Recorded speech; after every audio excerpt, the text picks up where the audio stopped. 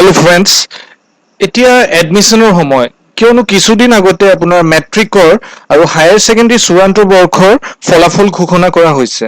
তো যিসকল ছাত্ৰ ছাত্ৰীয়ে সোণাপুৰ মহাবিদ্যালয়ত নামভৰ্তি কৰিম বুলি ভাবি আছে, তেওঁলোকে অনলাইন যোগে আবেদন জমা কৰিব লাগিব, প্ৰপত্ৰ জমা কৰিব লাগিব। এইবাৰ যিহেতু COVID-19 লকডাউন চলি আছে, তো বিভিন্ন শিক্ষা অনুষ্ঠানত অনলাইন যোগে প্ৰপত্ৰ জমা দিয়াৰ ব্যৱস্থা কৰা হৈছে। আৰু সোণাপুৰ মহাবিদ্যালয়ৰ বিশেষত্ব হৈছে যে এইবছৰ ইণ্ডিয়া টুডে মেগাজিনে কৰা ছাৰ্ভেত সোণাপুৰ মহাবিদ্যালয়ে ভাৰতৰ ভিতৰত 109নং স্থান লাভ কৰিবলৈ সক্ষম হৈছে। তো সোণাপুৰ মহাবিদ্যালয়ত আবেদন জনোৱাৰ বাবে আমি প্ৰথমতে সোণাপুৰ মহাবিদ্যালয়ৰ ৱেবছাইটত যাব লাগিব। ৱেবছাইটটো হৈছে www.sonapurcollege.ac.in। আপুনি ব্ৰাউজাৰত গৈ এইটো টাইপ কৰিব পাৰে, গুগল চাৰ্চত গৈ এণ্টাৰ কৰিলে আপোনাৰ সোণাপুৰ কলেজৰ ৱেবছাইট পেজটো খোল খাব।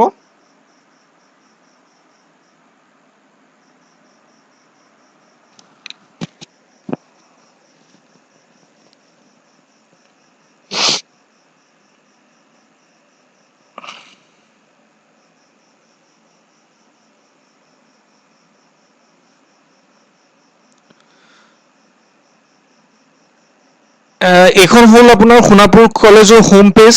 তাৰপিছত আপুনি স্ক্ৰল ডাউন কৰিব লাগিব। স্ক্ৰল ডাউন কৰিলে আপুনি তলত ফৰ অনলাইন এডমিশ্যন দেখিব আৰু তাত ক্লিক হিয়াৰ অপশ্যনটো থাকিব। আপোনালোকে আপোনাৰ স্মাৰ্টফোনৰ জৰিয়তেও অনলাইন এডমিশ্যনৰ বাবে আবেদন কৰিব পাৰে। আপুনি ইয়াতে ক্লিক কৰিব লাগিব। ক্লিক কৰিলে আপোনাৰ ষ্টুডেণ্ট এডমিশ্যন পৰ্টেলৰ পেজটো অ'পেন হ'ব। ইয়াতে আপোনাৰ ইনষ্ট্ৰাকশ্যনছখিনি দিয়া হৈছে। আপোনাৰ ইনষ্ট্ৰাকশ্যনছ আপুনি কি প্ৰক্ৰিয়াৰে এডমিশ্যনৰ কাৰণে আবেদন জনাব। তো আপুনি পোনপ্ৰথমতে কি কৰিব লাগিব, আপুনি ৰেজিষ্টাৰ কৰিব লাগিব।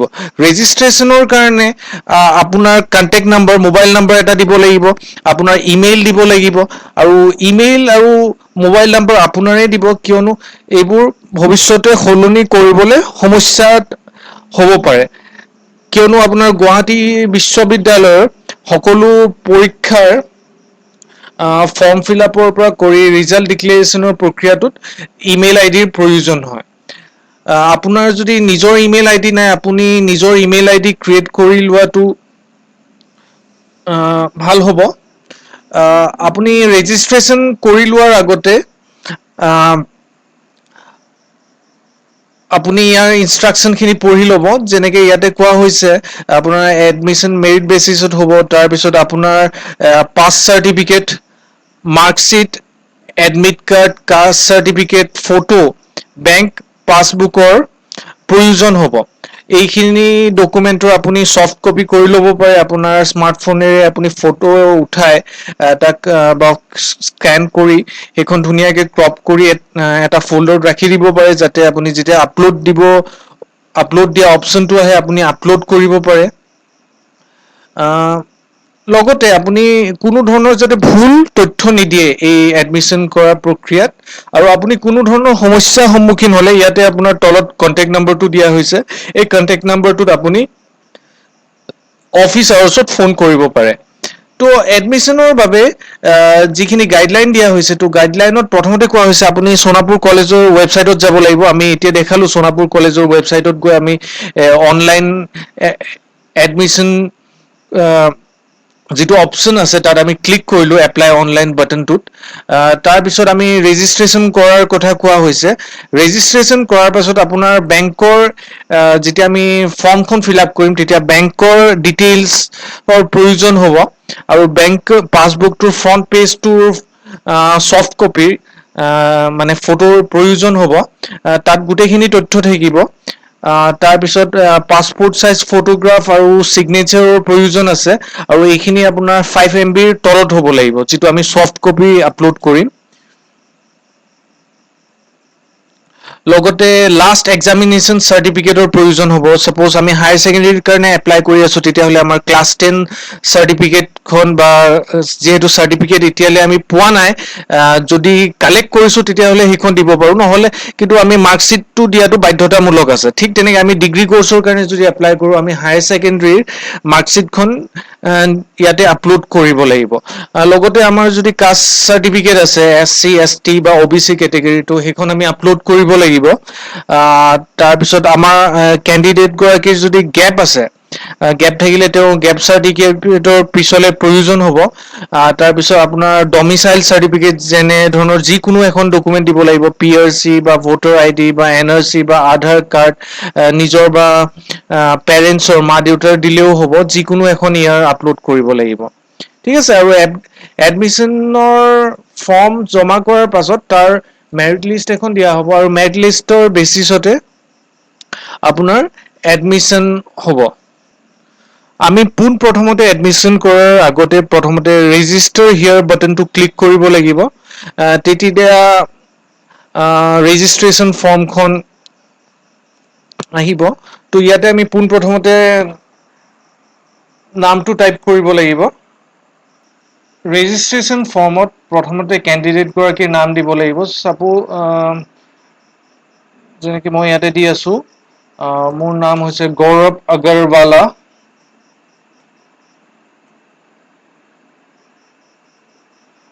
মোৰ কণ্টেক্ট নম্বৰটো দিব লাগিব ইয়াতে।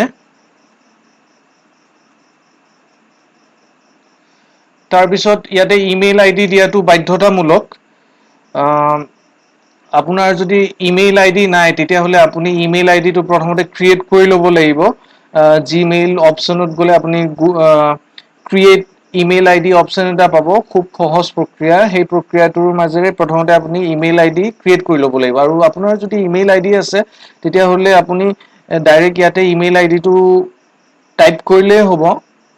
তো মোৰ অলৰেডি ইমেইল ID আছে, তো মই সেইকাৰণে ডাইৰেক্ট ইয়াতে ইমেইল IDটো টাইপ কৰি আছোঁ, কিন্তু সেইটো ইমেইল ID এক্টিভ হ'ব লাগিব। আৰু নিজৰ ইমেইল IDটো দিব। তাৰপিছত আপুনি ইয়াতে নতুন পাছৱৰ্ড দিব লাগিব। ইয়াতে যে আপুনি ইমেইল IDৰ পাছৱৰ্ড দিব, সেইটো কথা নহয়। ইয়াতে আপোনাৰ সোণাপুৰ কলেজত ৰেজিষ্ট্ৰেশ্যনৰ কাৰণে আপুনি নতুন এটা পাছৱৰ্ড ক্ৰিয়েট কৰি দিব। তো ইয়াতে মই পাছৱৰ্ডটো ক্ৰিয়েট কৰিছোঁ। যিটো পাছৱৰ্ড দিছোঁ, সেই একেই পাছৱৰ্ডটো আকৌ এবাৰ মই ইয়াতে কনফাৰ্ম কৰিম। তাৰপিছত মই ইয়াতে ছাবমিট বাটনটো ক্লিক কৰিব লাগিব।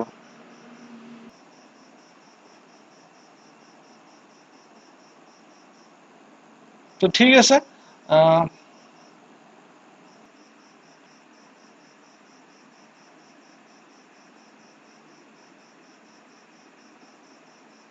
আমি সেই বাটনটোত ক্লিক কৰাৰ পাছত আমাৰ সকলো যদি ঠিক আছে, পাছৱৰ্ড দুইটা মেটচ হৈছে, তেতিয়াহ'লে আমাৰ ফৰ্ম ফিলআপৰ পেনেলখন আহিব।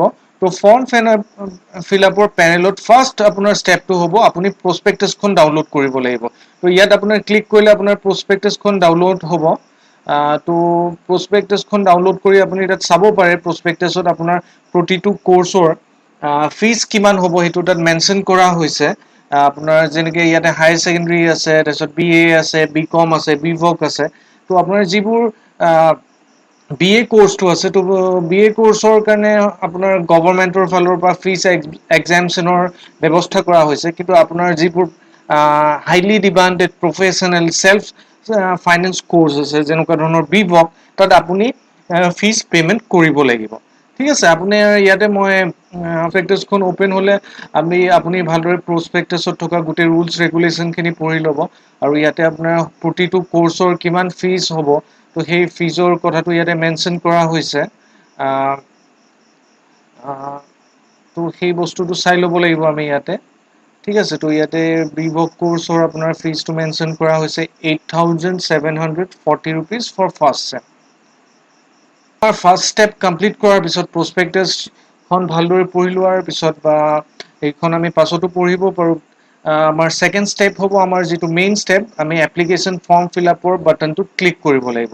তো ইয়াতে ক্লিক কৰিলে আপোনাৰ আপুনি কি কৰ্চৰ কাৰণে এপ্লাই কৰিব তাত ওলাব। যেনেকুৱা ধৰণৰ ইয়াতে আৰ্টছত HS ফাৰ্ষ্ট ইয়াৰ এডমিশ্যন চলি আছে, ঠিক তেনেকৈ TDC BA কোৰ্চৰ অনাৰ্ছ আৰু ৰেগুলাৰ কোৰ্চৰ ফাৰ্ষ্ট ছেমত এডমিশ্যন চলি আছে। কমাৰ্চত higher secondary TDC commerce first sem honours আৰু ৰেগুলাৰো চলি আছে।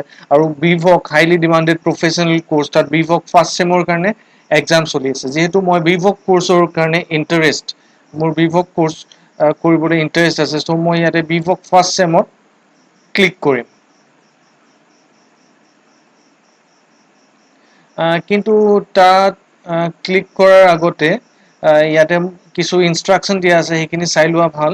ইয়াতে কৈছে আপোনাৰ পাছপোৰ্ট চাইজ ফটো লাগিব, আপোনাৰ 400 পিক্সেল ইনটু 500 পিক্সেল, আৰু তাৰ মেক্সিমাম চাইজ হ'ব পাৰিব 300 KB। 300 KBৰ তলত হ'ব লাগিব। ছিগনেচাৰ স্কেন কপি লাগিব। মাৰ্কশ্বিট অফ লাষ্ট এক্সামিনেশ্যন, যিহেতু BVOC এটা ডিগ্ৰী কোৰ্চ, হয়তো ইয়াত লাষ্ট এক্সামিনেশ্যন আপোনাৰ হায়াৰ ছেকেণ্ডেৰী যিকোনো ষ্ট্ৰীমৰ আৰ্টছ ছায়েন্স কমাৰ্চ ভকেশ্যনেল যিকোনো ষ্ট্ৰীমৰ ইয়াতে এপ্লাই কৰিব পাৰে। ত' হায়াৰ ছেকেণ্ডেৰীৰ মাৰ্কশ্বিটখন লাগিব, ছফ্ট কপি লাগিব। তাৰপিছত HSLC এডমিট কাৰ্ডৰ প্ৰয়োজন থাকিব পাৰে, প্ৰয়োজন হ'ব বুলি ইয়াতে লিখিছে। ঠিক তেনে কাষ্ট চাৰ্টিফিকেট যদি SC ST বা OBC কেণ্ডিডেটৰ হয়তো কাষ্ট চাৰ্টিফিকেটৰ প্ৰয়োজন আছে। ত' এইখিনি স্কেন কৰি ল'লে ভাল। আৰু যদি আপোনাৰ তাত স্কেনাৰ নাই, তেতিয়াহ'লে আপুনি আপোনাৰ স্মাৰ্টফোনৰ জৰিয়তে খুব সুন্দৰভাৱে তাত স্কেন কৰাৰ ছফ্টৱেৰ থাকে, সেইটো ইউজ কৰিব পাৰে। নহ'লে আপুনি সুন্দৰভাৱে ফটো এখন উঠাই তাত আপুনি ধুনীয়াকৈ ক্ৰপ কৰি এইটো আপোনাৰ যিটো স্পেচিফাইড চাইজ দিয়া হৈছে 500 KB বা 300 KB 50 KB, তাৰ তলত কৰি ল'ব লাগিব। চাইজটো এডজাষ্ট কৰি এটা ফল্ডত ৰাখি দিব ৰিনেম কৰি। কোৰ্চত এডমিশ্যন ফাৰ্ষ্ট ছেমত এডমিশ্যন লোৱাৰ বাবে BVOC ফাৰ্ষ্ট ছেমত ক্লিক কৰিব লাগিব। ত' ইয়াতে আপোনাৰ নামটো অট'মেটিক আহি যাব। ত' প্ৰথমতে মই ফাদাৰ্ছ নেম দিব লাগিব। ত' ছাপ'জ মোৰ ফাদাৰৰ নেম মহেশ আগৰৱাল, ত' মই সেইটো টাইপ কৰিছোঁ। ত' ইয়াতে মোৰ দেউতাৰ কণ্টেক্ট নাম্বাৰটো দিব কৈছে, ত' মই ইয়াতে মোৰ ফাদাৰৰ কণ্টেক্ট নাম্বাৰটো দিছোঁ। ফাদাৰ্ছ অকুপেশ্যন বিচাৰিছে, এতিয়া বিজনেছ থাকিলে বিজনেছ দিম, ছাৰ্ভিচত থাকিলে ছাৰ্ভিচ দিম। ফাদাৰৰ এনুৱেল ইনকাম বিচাৰিছে, ত' ফাদাৰৰ এনুৱেল ইনকামটো মই ইয়াতে টাইপ কৰিব লাগিব, বছৰত কিমান ইনকাম হয়। ছাপ'জ মোৰ ফাদাৰৰ ইনকাম 5 lakhs হয়, ত' মই সেইটো ইয়াতে টাইপ কৰি দিছোঁ। ফাদাৰৰ কোৱালিফিকেশ্যন কি হয়, ত' মই সেইটো টাইপ কৰিব লাগিব। তেওঁ যদি BA কৰিছে, মই ইয়াতে আপোনাৰ BA বুলি টাইপ কৰি দিম। তেওঁৰ এড্ৰেছটো দিব লাগিব, ত' মই ইয়াতে এড্ৰেছটো দি দিছোঁ বাৰু।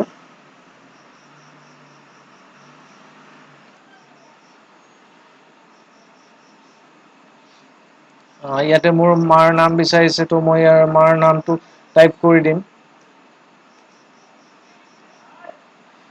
মাদাৰ্ছ কণ্টেক্ট নাম্বাৰ বিচাৰিছে, ত' মাদাৰ্ছ কণ্টেক্ট নাম্বাৰটো মই ইয়াতে টাইপ কৰি দিব লাগিব। অকুপেশ্যন বিচাৰিছে, হাউচ ৱাইফ হয় যিহেতু, ত' মই হাউচ ৱাইফ দিছোঁ। ত' কোৱালিফিকেশ্যন বিচাৰিছে, ত' কোৱালিফিকেশ্যন মই দি দিছোঁ।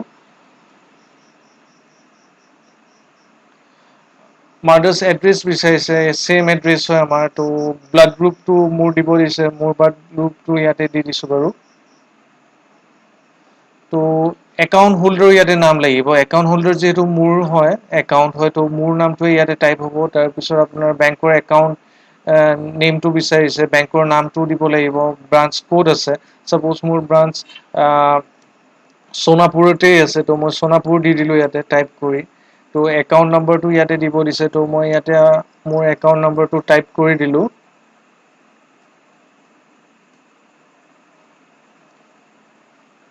ইয়াতে IFSC কোডটো দিব দিলে, ত' মই ইয়াতে IFSC কোডটো আপুনি ফ্ৰণ্ট পেজত পাব। যিকোনো বেংকৰ, এতিয়া ষ্টেট বেংকৰ হ'লে তাত SBI নেৰে ষ্টাৰ্ট হয়। ত' মোৰ ইয়াতে লোকেল গাৰ্জেনৰ ডিটেইলছ বিচাৰিছে। ত' লোকেল গাৰ্জেন যিখিনি কেণ্ডিডেটৰ ঘৰ দূৰত, ছাপ'জ কোনোবা ডিব্ৰুগড়ৰ পৰা আহি ইয়াতে এডমিশ্যন লৈছে, ত' তেতিয়া সোণাপুৰ এৰিয়াৰ লোকেল গাৰ্জেনৰ ডিটেইলছখিনি দিবলগীয়া হয়। যিহেতু মোৰ সোণাপুৰৰ ওচৰতে ঘৰটো, মই ইয়াতে লোকেল গাৰ্জেনৰ ডিটেইলছখিনি ফিল আপ কৰা নাই। মই নিজৰ পাৰ্মানেণ্ট এড্ৰেছটোৱে দিম। ত' পাৰ্মানেণ্ট এড্ৰেছটো মই দিলোঁ। পোষ্ট অফিচ বিচাৰিছে, পুলিচ ষ্টেচন বিচাৰিছে। পুলিচ ষ্টেচন এড্ৰেছ মোৰ খেত্ৰী হয়, ত' মই খেত্ৰী দি দিলোঁ। ত' পিনক'ডটো বিচাৰিছে, মই পিনক'ড দি দিলোঁ 78240 খেত্ৰী পিনক'ড হয়। তো ষ্টেট হ'ল আসাম, ডিষ্ট্ৰিক্ট কামৰূপ মেট্ৰ'ত আহে, তো মই কামৰূপ মেট্ৰ' দি দিলোঁ। ঠিক তেনেকৈ কৰস্পণ্ডেঞ্চ এড্ৰেছটো বিচাৰিছে, তো যিহেতু মোৰ একেই এড্ৰেছ হ'ব, পাৰ্মানেণ্ট এড্ৰেছ, কৰস্পণ্ডেণ্ট এড্ৰেছ, তো ছেইম এড্ৰেছটোৱে মই ইয়াতে টাইপ কৰি দিম। আৰু যিসকলৰ ঘৰ দূৰত, তাহাঁতৰ কৰস্পণ্ডেণ্ট এড্ৰেছটো, লোকেল এড্ৰেছটো দিব পাৰে। ইয়াতে যিসকল আছে, ডিষ্ট্ৰিক্ট হৈ গ'ল কামৰূপ মেট্ৰ'। ঠিক আছে, তো ইয়াতে ডিটেইলছ বিচাৰিছে ষ্টুডেণ্টৰ, তো মোৰ নেশ্যনেলিটি হয় ইণ্ডিয়ান। তাৰপিছত মোৰ কণ্টেক্ট নাম্বাৰটো দিব ক'লে, তো মই মোৰ ইয়াতে কণ্টেক্ট নাম্বাৰটো দি দিছোঁ। এইটো অট'মেটিক আহি গৈছে ৰেজিষ্ট্ৰেশ্যন কৰোঁতে, যিটো মই কণ্টেক্ট নাম্বাৰ দিছিলোঁ। ঠিক তেনেকৈ ৰেজিষ্ট্ৰেশ্যন কৰাৰ সময়ত দিয়া ইমেইল আই ডিটো ইয়াতে অট'মেটিক আহি গৈছে। তো ইয়াতে মোক ডেট অফ বাৰ্থ দিব দিছে, তো মই ডেট অফ বাৰ্থ, মোৰ ডেট অফ বাৰ্থ ইয়েৰ হ'ল 2000, তো মই সেইটো প্ৰথমতে চিলেক্ট কৰি ল'ব লাগিব 2000টো। ইয়াতে গৈ মই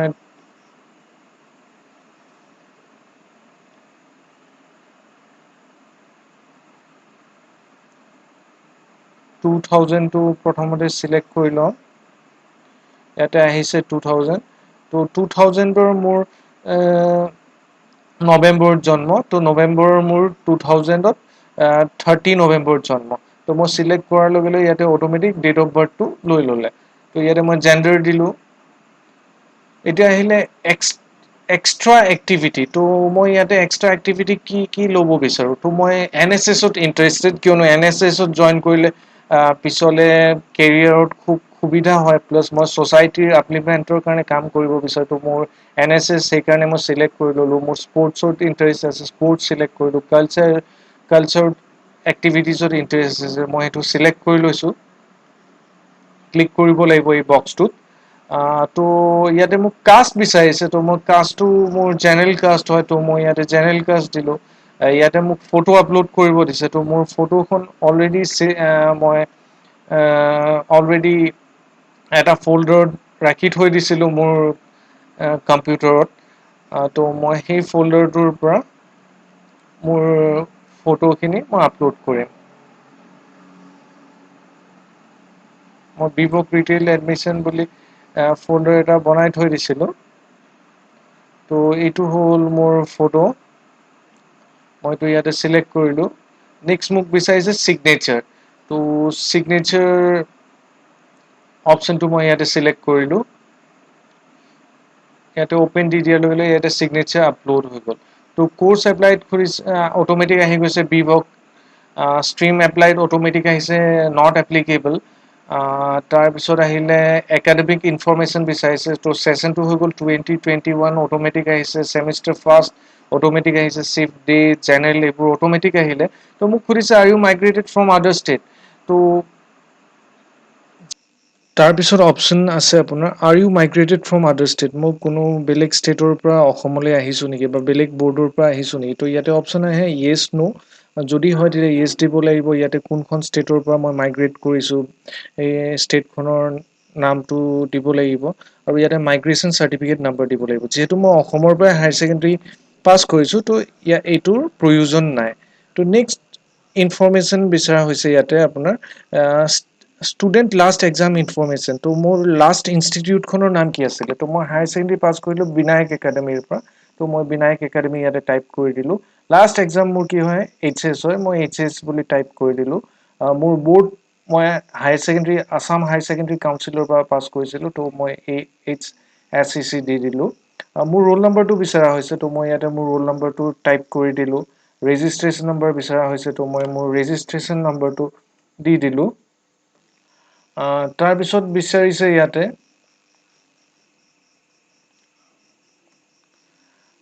মোৰ ডিভিজন কিমান, তো মোৰ ডিভিজন আছিলে ফাৰ্ষ্ট ডিভিজন, তো মই ফাৰ্ষ্ট ডিভিজন দিলোঁ। তো টোটেল মাৰ্কছ মই কিমান পাইছোঁ আৰু পাৰ্চেণ্টেজ কিমান হৈছে, ইয়াতে সেই কথাখিনি বিচাৰিছে। ইয়াতে মোৰ লাষ্ট এক্সামত মই টোটেল মাৰ্কছ কিমান পাইছোঁ মই সেইটো এণ্টাৰ কৰিব লাগিব। তো মই টোটেল মাৰ্কছটো ইয়াতে এণ্টাৰ কৰিলোঁ। আৰু পাৰ্চেণ্টেজ বিচাৰিলে, পাৰ্চেণ্টেজটো মোৰ 60% আহে, তো মই 60% দিলোঁ। তাৰপিছত ইয়াতে খুজিছে লাষ্ট এক্সাম ইয়াৰ, লাষ্ট এক্সাম মই এইবাৰ ফ্ৰেছ পাছ কৰিছোঁ 2020ত। তো মই ইয়াতে 2020 চিলেক্ট কৰিব লাগিব।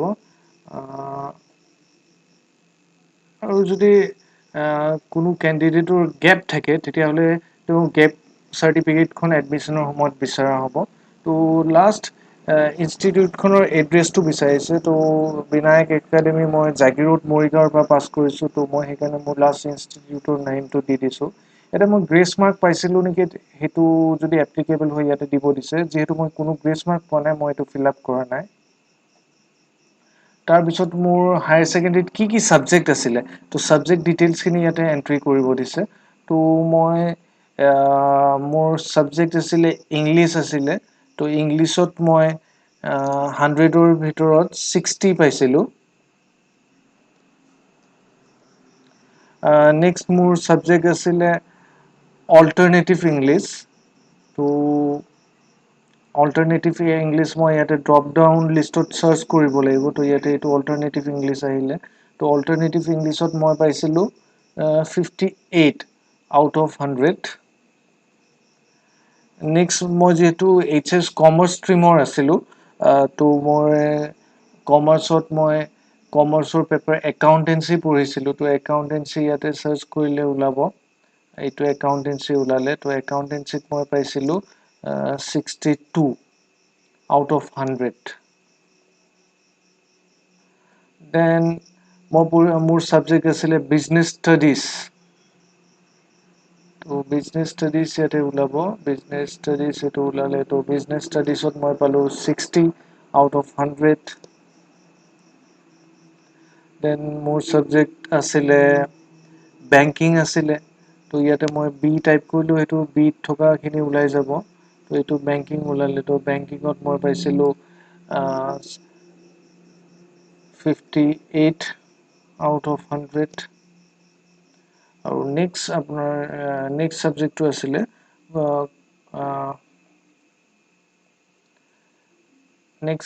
আছিলে commercial maths arithmetic. Commercial arithmetic and elements of statistics. তো তাত মই পাইছিলোঁ 62। নহয়, ইয়াতে মই পালোঁ আপোনাৰ 60 আৰু ইয়াতেও মই পাইছোঁ 60। দুইটাতে মোৰ সমান স্ক'ৰ আছিলে, আউট অফ 100 আছিলে। তাৰপিছত ইয়াতে আপোনাৰ বিভোকত আপোনাৰ স্পেচিয়েলাইজেশ্যন থাকে। মানে স্পেচিয়েলাইজেশ্যন মানে আপুনি যিটো ট্ৰেড চিলেক্ট কৰিছে, তো সেই ট্ৰেডটোৱে থাকে। তো সোণাপুৰ কলেজত বৰ্তমান ৰিটেইল মেনেজমেণ্ট, IT, থিয়েটাৰ, ষ্টেজক্ৰাফ্ট আৰু টুৰিজিম এণ্ড হস্পিটেলিটি মেনেজমেণ্টৰ থকা বুলি তেওঁলোকে এডভাৰটাইজিং কৰিছে। যিহেতু মোৰ বিজনেছ মেনেজমেণ্ট এটা কোৰ্চ কৰাৰ কথা ইচ্ছা আছে, আৰু মই ৰিটেইল মেনেজমেণ্টত বহুতো প্ৰস্পেক্ট থকা বুলি শুনিছোঁ। লগতে ইয়াতে IT টো সন্নিৱিষ্ট হৈ আছে। আৰু আজিকালি যিকোনো গভৰ্ণমেণ্ট জবত গ'লে কম্পিউটাৰ ৰিলেটেড নলেজৰ প্ৰয়োজন হয়, আৰু মই কম্পিউটাৰত ইণ্টাৰেষ্টেড হয়। তো মই ইয়াতে retail management and IT select কৰিছোঁ। তাৰপিছত মোক কোৱা হৈছে মোৰ HS মাৰ্কশ্বিটৰ যিখন মই ছফ্ট কপি আগতে ক্ৰিয়েট কৰি ৰাখিছিলোঁ, তো সেইখন মোক ইয়াতে আপলোড দিব দিছে। তো মই সেইটো আপলোড দিব লাগিব এতিয়া। এইখন মোৰ HS মাৰ্কশ্বিটখন মই ইয়াতে আপলোড দিলোঁ। তাৰপিছত HS চাৰ্টিফিকেট বিচাৰিছে। তো HS চাৰ্টিফিকেটখন মই ইয়াতে আপলোড দিলোঁ আকৌ। যদি HS চাৰ্টিফিকেট যিসকল কেণ্ডিডেটৰ কাৰণে ওলোৱা নাই, ফ্ৰেছ কেণ্ডিডেটৰ কাৰণে ওলোৱা নাই, তো তাহাঁতে ফৰ টেম্পৰেলি HS মাৰ্কশ্বিটখন তাত আপলোড কৰি থ'ব পাৰে। নেক্সট বিচৰা হৈছে ইনকাম চাৰ্টিফিকেট। তো ইনকাম চাৰ্টিফিকেটখন ইয়াতে আপলোড দিব লাগিব। তো ইনকাম চাৰ্টিফিকেটখন আপোনালোকে চাৰ্কল অফিচৰ পৰা উলিয়াব লাগিব। আৰু যিখিনি কেণ্ডিডেটৰ ফিজ এক্সামশ্যন, যিহেতু এইটো self finance highly demanded professional course হয়, ইয়াতে ফিজ এক্সামশ্যনৰ কোনো ব্যৱস্থা নাই, ইয়াতে ফিজ দিবই লাগিব। তো ইনকাম চাৰ্টিফিকেটৰ খুব এটা বেনিফিটৰ কথা ইয়াতে আহি নপৰে। কিন্তু ফৰ্মখন ছাবমিট কৰিবলৈ ইয়াতে কোনো ডকুমেণ্ট আপলোড দিবই লাগিব, নহ'লে ফৰ্মখন একচেপ্ট নহ'ব। নেক্সট আহিলে HSLC মাৰ্কশ্বিট বিচাৰিছে। তো HSLC মাৰ্কশ্বিট মোৰ ইয়াতে ৰেডি আছে। তো মই সেইটো ইয়াতে আপলোড কৰি দিলোঁ। তাৰপিছত মোৰ বেংকৰ পাছবুকৰ ফ্ৰণ্ট পেজটো আপলোড কৰিব কৈছে। ত' মই বেংকৰ মোৰ ফ্ৰণ্ট পেজটো আছে, মোৰ ইউকো বেংকত একাউণ্ট আছে, ত' মই সেইটো ইয়াতে আপলোড কৰিলোঁ। নেক্সট ইয়াতে কোৱা হৈছে ডমিচাইল চাৰ্টিফিকেট। ত' ঠিক একে চিষ্টেমত মই ইয়াতে মোৰ ডমিচাইল চাৰ্টিফিকেট যিকোনো এখন দিলে হ'ল, PRC পাৰ্মানেণ্ট ৰেচিডেন্স চাৰ্টিফিকেট। সেইখন যদি নাই ভোটাৰ ID দিলেও হ'ব, নহ'লে NRC বা আধাৰ কাৰ্ডৰ ডকুমেণ্ট দিলেও হ'ব। ত' মই সেইটো ইয়াতে আগৰ প্ৰক্ৰিয়াৰে সেইটো মই আহ ত' গোটেইখিনি আপলোড হৈ যোৱাৰ পিছত ইয়াতে বিচাৰিব ৰিভিউ, মই ফৰ্মখন ৰিভিউ কৰিব বিচাৰো নেকি? ত' এই ৰিভিউ বটনত মই ক্লিক কৰিব লাগিব। ত' ক্লিক কৰিলে ইয়াতে মোৰ ফৰ্মখন আহিব। ত' ইয়াতে মই চাব পাৰো ইয়াতে কিবা মিষ্টেক হৈছে নেকি? যদি মিষ্টেক হৈছে মই সেইটো আহ আহ আকৌ ক্ল'জ কৰি মই সেইটো কি কৰিব লাগিব? কাৰেকচন কৰিব লাগিব। আৰু